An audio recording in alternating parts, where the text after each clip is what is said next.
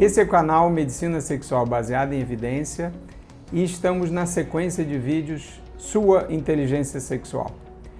A parte mais importante para o homem que está chegando aos 45, 50 anos é entender que tudo o que ele pensa, o que ele vive, como ele se prepara para um encontro sexual acaba influenciando a sua percepção de satisfação.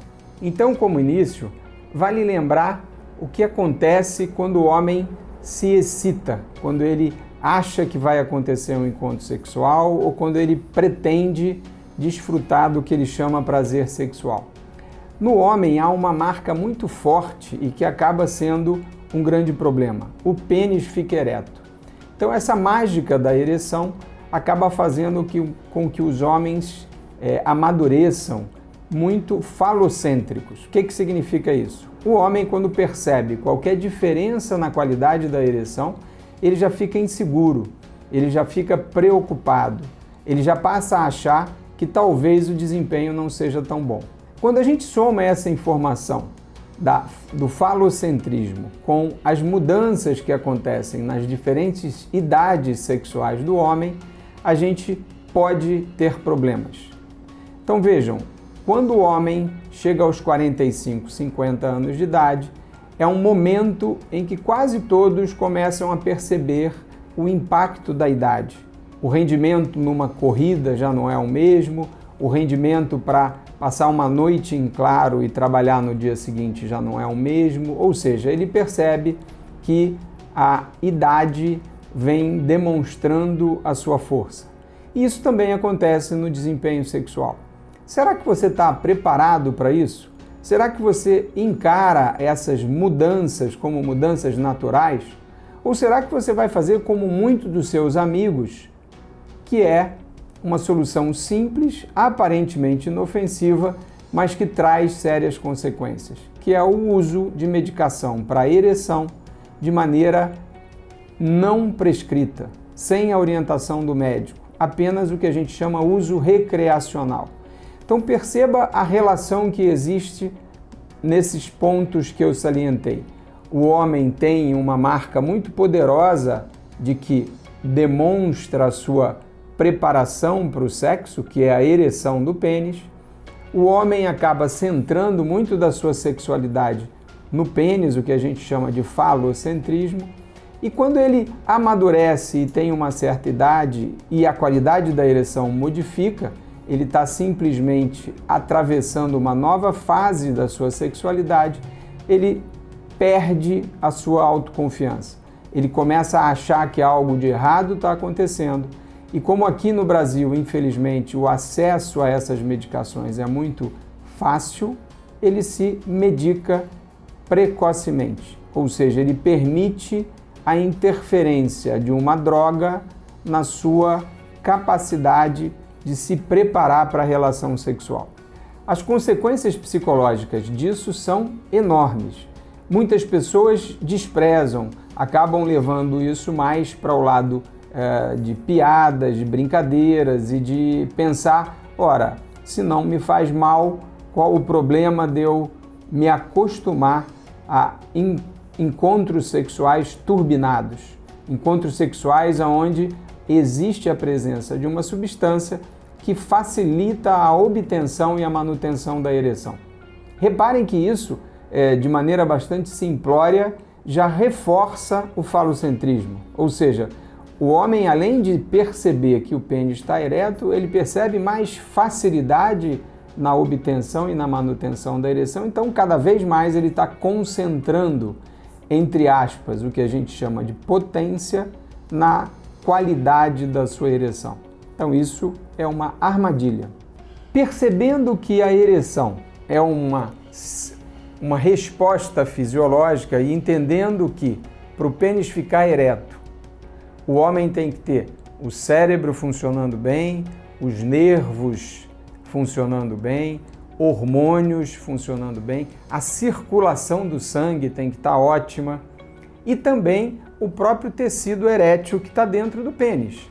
Então, essa mágica da ereção precisa ser compreendida pelo homem, não para que ele hipervalorize a ereção, mas para que ele perceba que a ereção é um sinal absolutamente natural que vai acontecer ao longo do processo de namoro, de excitação e de intimidade, e que ele não precisa encarar a qualidade da ereção como um pré-requisito para namorar. Então, se o homem tem tranquilidade, confiança e está realmente envolvido naquele momento, ele vai ter uma resposta erétil satisfatória. Quando ele começa a se preocupar com a ereção, a medir a qualidade da rigidez, a comparar com como era a ereção há um ano atrás, ele está, na verdade, perdendo a sua naturalidade para namorar. E isso é muito ruim. Quando ele, além de fazer isso, procura a automedicação, ele está mascarando a possibilidade de identificar a causa do problema. Então, às vezes, ele está, na verdade, inseguro com algumas outras coisas. Vamos dar um exemplo. O homem que chega aos 50 anos e subitamente perde o emprego. Ou seja, ele está agora numa situação onde ele não é mais o provedor, ele não consegue mais levar o sustento para dentro de casa. Isso tem um impacto psicológico devastador. Então, nada mais natural do que ele perder um pouco da sua resposta erétil no momento do namoro. Encarando isso como algo passageiro, como algo transitório e enxergando que trata-se apenas de uma resposta psicológica a uma situação de estresse, ele vai superar esse problema de maneira natural.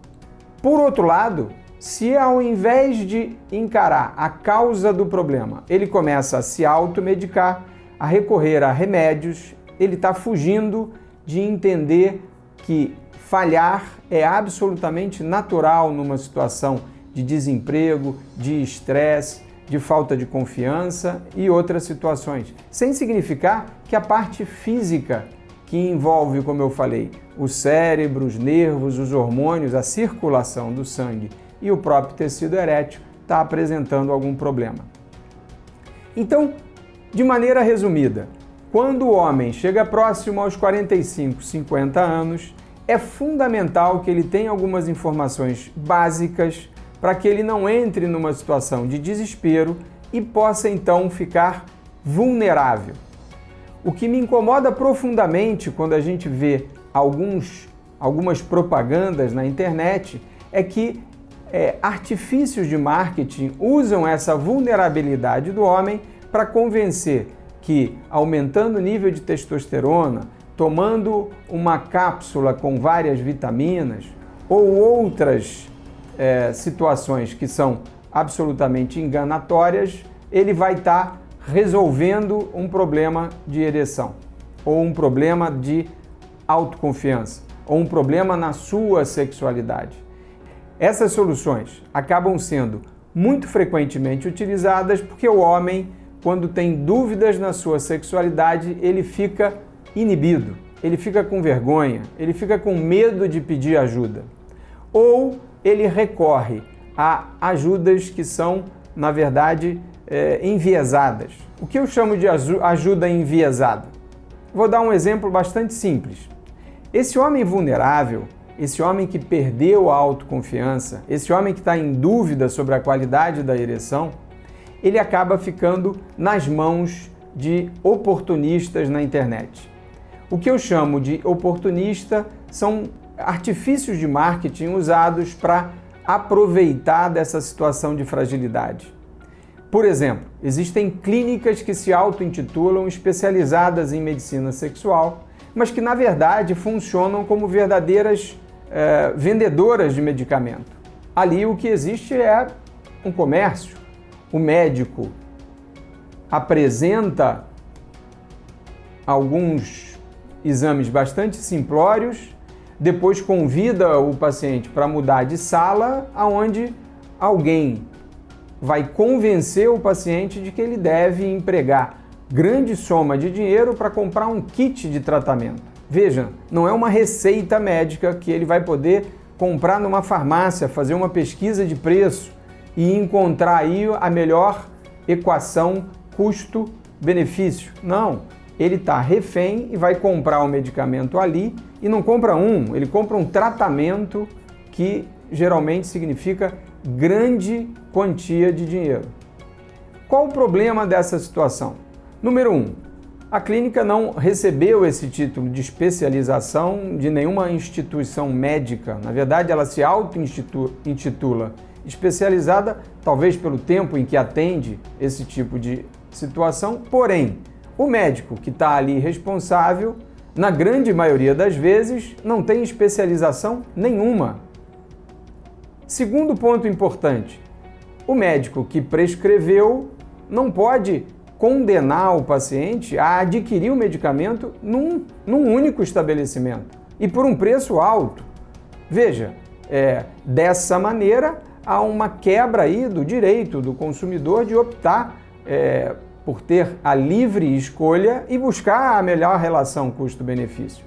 E terceiro ponto fundamental, quando a solução do problema passa por uma relação em que o médico prescreve e de alguma forma o paciente adquire o produto no mesmo local, está havendo aí um conflito ético, né? Uma quebra aí de um preceito que está dentro do Código de Ética, onde o médico não pode ter nenhum tipo de retorno ou benefício ao prescrever um determinado tipo de medicamento. Exemplo clássico, o oftalmologista não pode ser dono de uma ótica, né? Senão ele vai sugerir o óculos ou vai tender a fazer algo com um conflito de interesse de prescrever óculos para todos os pacientes. Então, nesse caso, essa vulnerabilidade do homem que está inseguro com a sua sexualidade acaba colocando ele como refém e faz com que essas clínicas especializadas se multipliquem. Há alguns anos tínhamos uma, agora existem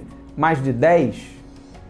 O que eu venho defendendo é sempre buscar uma segunda opinião. Foi numa clínica, ouviu, ficou impressionado com algum tipo de medicamento que foi aplicado no pênis? Calma, não feche nenhum tipo de compromisso nessa mesma consulta.